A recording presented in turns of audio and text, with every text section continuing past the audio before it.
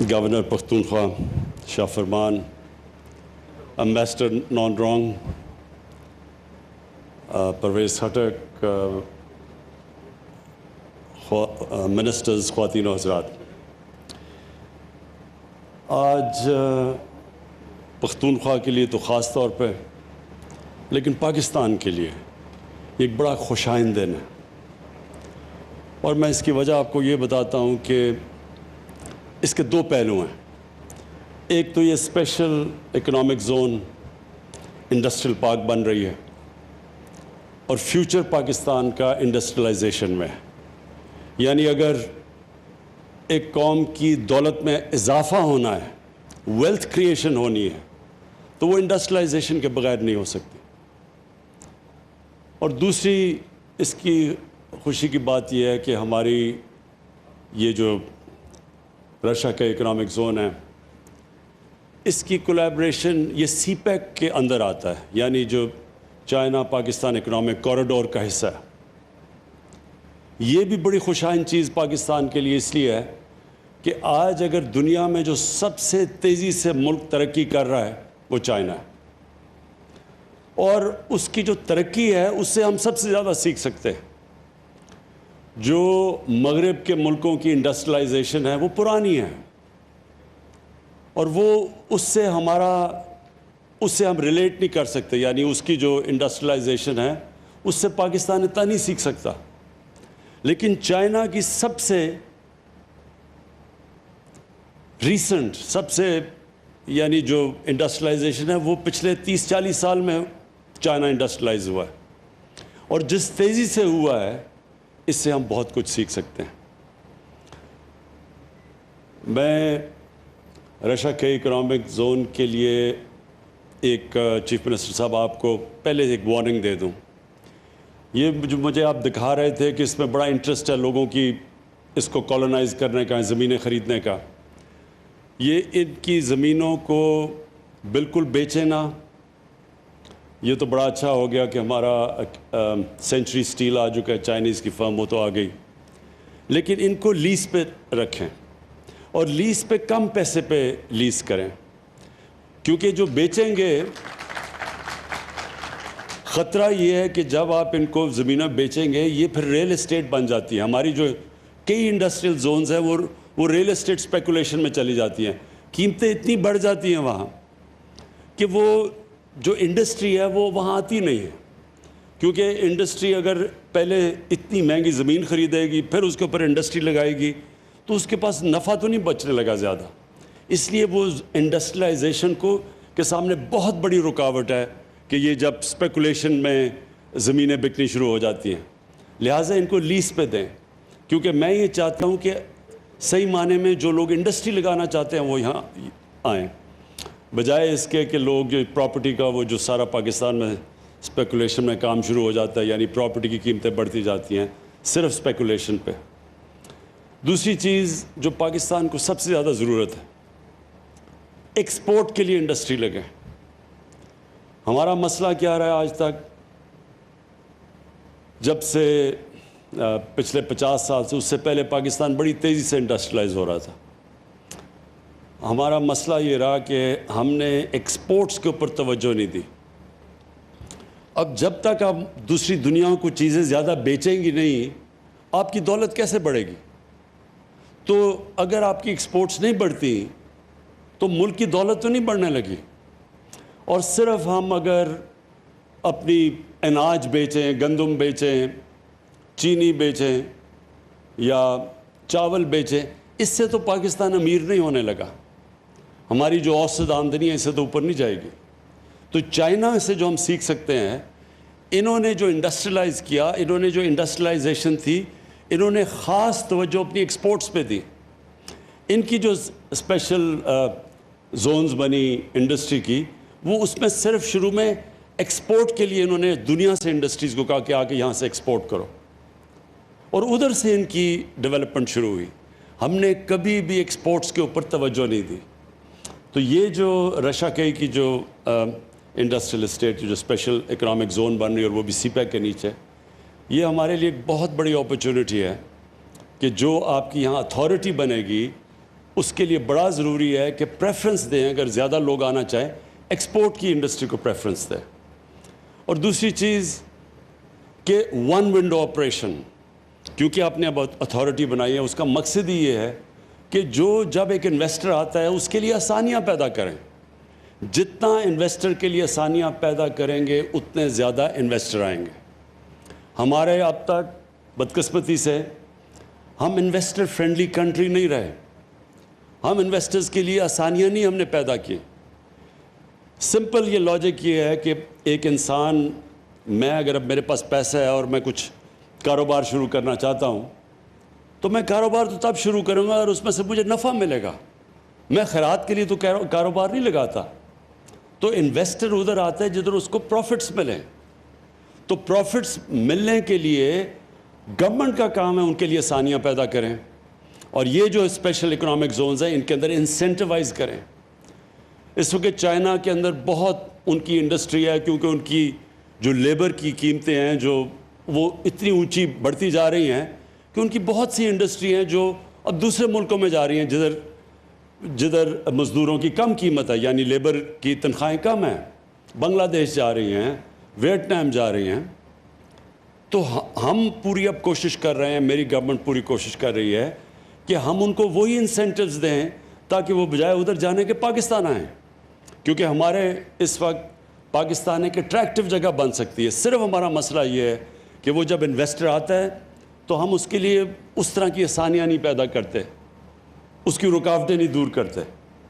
تو وہ بھی ہماری پوری اب بورڈ آف انویسٹمنٹ کے ساتھ ہم بیٹھ کے، اور میں خود پرائم منسٹر آفس خود، اب ہماری پوری کوشش یہ ہے کہ جو ایک تو انسینٹیوائز کریں تاکہ ہم اٹریکٹ کریں باہر سے بھی، اپنے لوگوں کو بھی، اپنے جو انڈسٹری لگانے والے ان کو بھی ہم اٹریکٹ کریں اور ان کو انسینٹیوائز کریں. کوئی ضرورت نہیں کہ پاکستانی جا کے اب دبئی میں بھی فیکٹریاں لگا دیتے ہیں، بنگلہ دیش بھی کئی ملیشیا چلے جاتے ہیں. تو پاکستان میں کیوں نہیں انویسٹ کرتے؟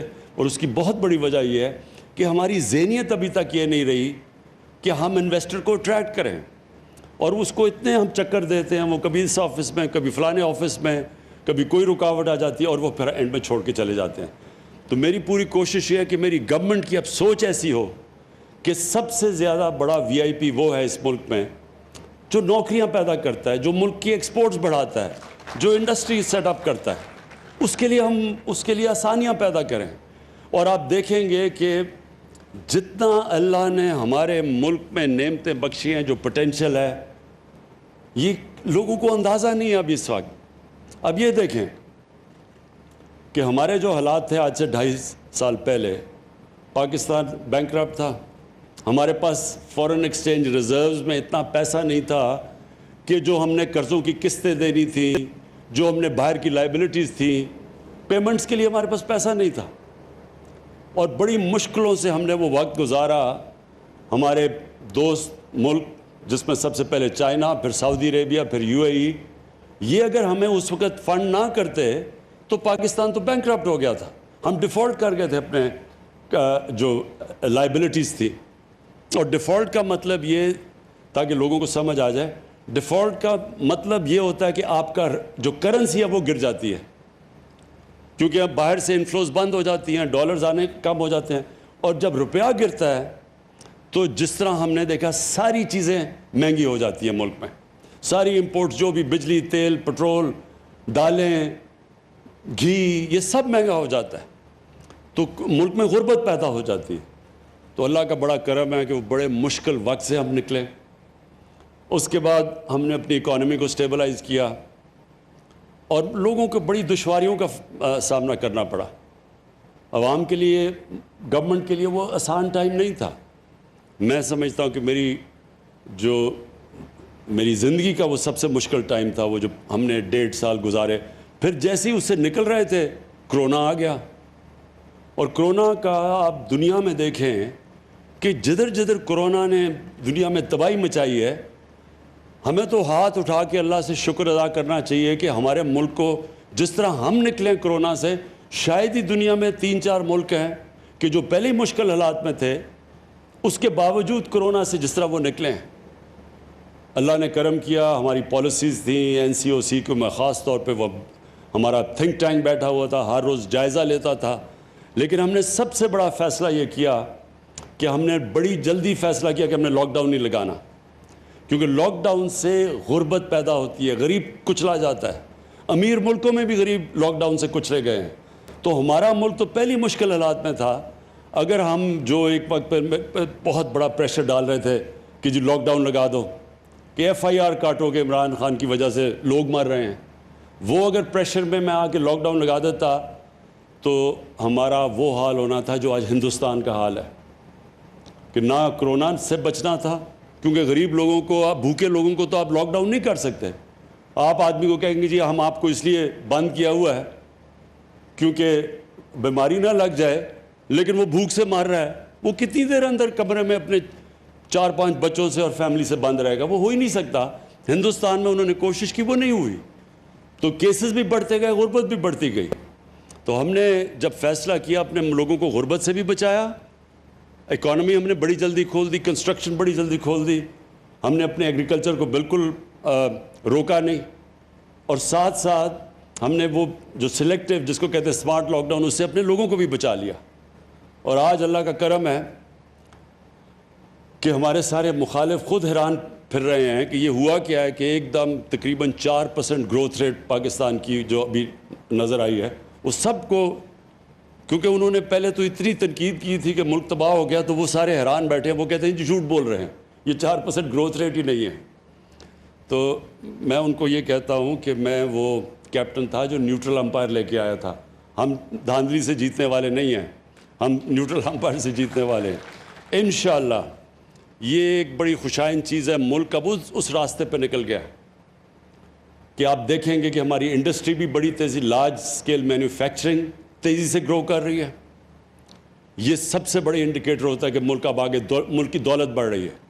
ہماری جو ایگریکلچر ہے اس کے اندر تاریخ بنی ہے، کیونکہ ہم نے کیا کیا کہ ہم نے جو سب سے بڑا فیصلہ کیا کہ جو ہمارے کسان تھے، ہم نے ان کو کہا کہ جو یہ شوگر ملز یہ ایک سال تک پیسے نہیں دیتی تھی جو کاشتکاروں کو،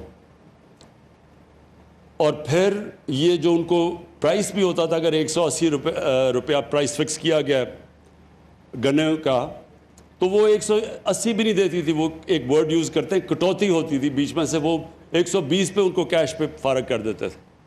ہماری گورنمنٹ نے ان کو کہا کہ آپ نے فوری طور پہ پیسہ بھی دینا ہے اور پوری قیمت دینی ہے۔ اس قیمت سے اور جلدی پیسے ملنے سے جو پیسہ گیا کسانوں کے پاس، انہوں نے اپنی زمینوں پہ لگایا۔ اس باری ریکارڈ پیداوار چاول کی، مکئی کی، گندم کی، گنے کی ریکارڈ پیداوار ہوئی ہے، تو ریکارڈ پیداوار اور پیسے بھی ریکارڈ ملے ہیں ان کو، اس کی وجہ سے خوشحالی آئی ہے۔ سارے دیہاتوں کے اندر ٹریکٹرز کی ریکارڈ سیل ہوئی ہے، موٹر سائیکلوں کی سیل ہوئی ہے، گاڑیوں کی سیلز ہوئی ہیں، فرٹیلائزر یعنی کھادوں کی سیل ریکارڈ ہوئی ہے۔ اس سے ہوا کیا ہے کہ سارے ملک کی اکانومی اٹھنی شروع ہو گئی ہے اور ساتھ انڈسٹری بھی چل پڑی ہے۔ تو آگے میں اپنی قوم کو یہ بھی کہنا چاہتا ہوں کہ بڑا انشاءاللہ اچھا وقت آ رہا ہے۔ ہمارا ملک وہ جو بڑے مشکل وقت سے تھا، میں جو لوگوں کو کہتا رہتا تھوڑا صبر کرو، گھبرانا نہ، لوگ گھبرا جاتے تھے، کیونکہ زندگی کبھی سٹریٹ لائن میں تو جاتی نہیں ہے، اونچ نیچ ہوتی ہے زندگی میں۔ تو جب نیچ آتی ہے زندگی میں تو انسان کو صبر کرنا چاہیے۔ قرآن میں اللہ نے کہا ہے کہ جو انسان کی سب سے اچھی صفت اللہ کو پسند ہے مشکل وقت میں صبر کرنا، وہ کرتا ہے جس پہ اللہ کے ایمان ہوتا ہے۔ اور پھر قرآن کی آیت ہے کہ ہر مشکل کے بعد میں آسانی پیدا کرتا ہوں، لیکن یہ ایمان والے لوگوں کے لیے۔ اور اللہ کا کرم ہے کہ اب ہمارے لیے جو بہت مشکل وقت تھا وہ نکل گیا۔ جو میں اپنی قوم کو آگاہ کرنا چاہتا ہوں، جو اب خطرہ ہے ایک، وہ خطرہ یہ ہے کہ جیسے جیسے اب ہماری اکانومی بڑھتی جا رہی ہے، پریشر اب پڑے گا ہمارے کرنٹ اکاؤنٹ کے اوپر۔ کرنٹ اکاؤنٹ کا مطلب ہوتا ہے کہ ڈالر ملک میں کتنے آ رہے ہیں اور ڈالر ملک سے باہر کتنے جا رہے ہیں۔ ابھی تک جو پچھلے 8-10 مہینے میں ہمارا کرنٹ اکاؤنٹ، جو جب ہمیں ملی تھی گورنمنٹ 2.5 سال پہلے، 20 ارب ڈالر کا خسارہ تھا۔ پاکستان کی تاریخ کا سب سے بڑا خسارہ ہمیں ملا تھا۔ اب پچھلے 10 مہینے سے جو ہمارا کرنٹ اکاؤنٹ ہے وہ سرپلس پہ ہے، تو ہمارے ملک میں زیادہ ڈالرز آ رہے ہیں بنسبت باہر جانے کی، جس کی وجہ سے ہمارا روپیہ، یہ بھی پاکستان میں تاریخ پہ بڑا کم ہوا کہ پچھلے کتنے مہینے میں ہمارا روپیہ مضبوط ہوتا گیا ہے، اور ہم کوئی مارکیٹ کے اندر اپنے پیسے نہیں، ڈالر نہیں پھینکے، خود ہی مارکیٹ فورسز سے مضبوط ہوتا گیا ہے۔ اس کا مطلب ہمارے ریزروز بڑھتے گئے ہیں، تو ملک اس وقت ٹھیک جگہ پہ کھڑا ہے۔ لیکن خطرہ یہ ہے کہ جیسے جیسے ہماری اکانومی گرو کرے گی تو ہمیں امپورٹس کی زیادہ ضرورت پڑے گی، ہمیں مشینیں باہر سے زیادہ بلانی پڑیں گی۔ جب تک ہمارے ملک خود یہ چیزیں نہیں بناتا، تو خطرہ یہ ہے کہ ہماری جیسی جیسی اکانومی گرو کر رہی ہے، ہماری کرنٹ اکاؤنٹ کے اوپر پریشر پڑے گا، ہمارے ملک سے زیادہ ڈالرز باہر جانا شروع ہو جائیں گے بنسبت اندر آنے کے۔ اس سے ہم نے اب بچنا ہے۔ ابھی تک تو ہمیں اوورسیز پاکستانیوں نے وہ کام کیا ہے جو کبھی پاکستان کی تاریخ میں پہلے نہیں کیا، ریکارڈ ریمیٹنسز بھیجی ہیں انہوں نے ہمیں، وہ پیسہ بھیجا جس کی وجہ سے بہت بڑی وجہ کہ ہمارا روپیہ مضبوط ہے۔ تو انشاءاللہ ہم جو اب پلاننگ کر رہے ہیں کہ جس کو کہتے ہیں سسٹینیبل گروتھ، کہ ہم جب اب اپنے ملک کو آگے بڑھائیں گے تو ساتھ ساتھ ہم نے اس کے اوپر نظر رکھنی ہے کہ ہمیں پھر کبھی آئی ایم ایف کے پاس نہ جانا پڑے۔ آئی ایم ایف کے پاس ہمیں اس لیے جانا پڑتا ہے کہ جب ہمارا کرنٹ اکاؤنٹ ڈیفیسٹ میں چلا جاتا ہے، خسارے میں چلا جاتا ہے، ڈالرز کی کمی ہو جاتی ہے، روپے کے اوپر پریشر پڑ جاتا ہے، لہٰذا ہمیں پھر آئی ایم ایف کے پاس جا کے ان سے پیسے مانگنے پڑتے ہیں۔ تو ہم اب جس طرح جا رہے ہیں، ہماری کوشش یہ ہے کہ یہ اور اس طرح کی جو رشیا کا اکنامک زون ہے، اس سے ایکسپورٹس ہماری بڑھیں گی۔ تو ہم نے وہ پیریڈ جب تک ہماری ایکسپورٹس بڑھتی نہیں ہیں، اس سطح پہ ہم نے پوری کوشش کرنی ہے کہ ہم نے ہر طرح اور زیادہ تر ہم ریمیٹنسز اوورسیز پاکستانی سے، اور ہم ان کو انسینٹیوائز کریں گے کہ بینکوں کے تھرو وہ اپنا پیسہ بھیجیں۔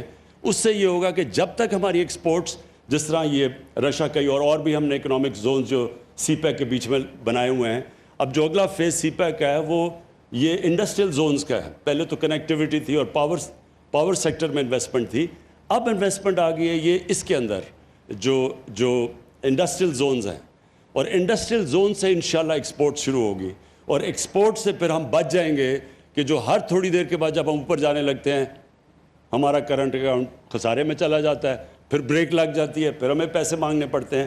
تو انشاءاللہ ان انڈسٹریل زون سے ہم اتنی زیادہ ایکسپورٹ کریں گے کہ ہمیں پھر اس ٹریپ میں نہ پھنسنا پڑے۔ آخر میں پھر سے محمود خان آپ کو اور آپ کی ٹیم کو، سب کو میں خراج تحسین پیش کرتا ہوں، کیونکہ آپ نے بڑی تیز کام کیا اس پہ یہاں پہنچنے کے لیے، اور مجھے پورا اس چیز کا علم ہے کہ ہمارے ملک میں ابھی عادت نہیں ہے کہ ہم انڈسٹری کو سپورٹ کریں اور کیسے ہم اس کو انسینٹیوائز کریں، تو ابھی بھی ہم رکاوٹیں ڈال دیتے ہیں۔ تو جو بھی آپ کو رکاوٹیں آئیں گی اس میں، آپ نے پلیز مجھے آگاہ کرنا ہے، اور میں آپ کو یقین دلاتا ہوں کہ ہم اب پوری فیڈرل گورنمنٹ کا مقصد ہی یہ ہے کہ ہم اپنے ملک میں انڈسٹری پروموٹ کریں، اور یہ جو بھی آپ کو مسئلے آئیں گے ہمارے سے اس میں رشیا کے میں، جدھر بھی آپ پھنسیں گے آپ ہمیں بتائیں گے، اور انشاءاللہ آپ کی ساری ہم رکاوٹیں دور کریں گے۔ بہت بہت شکریہ۔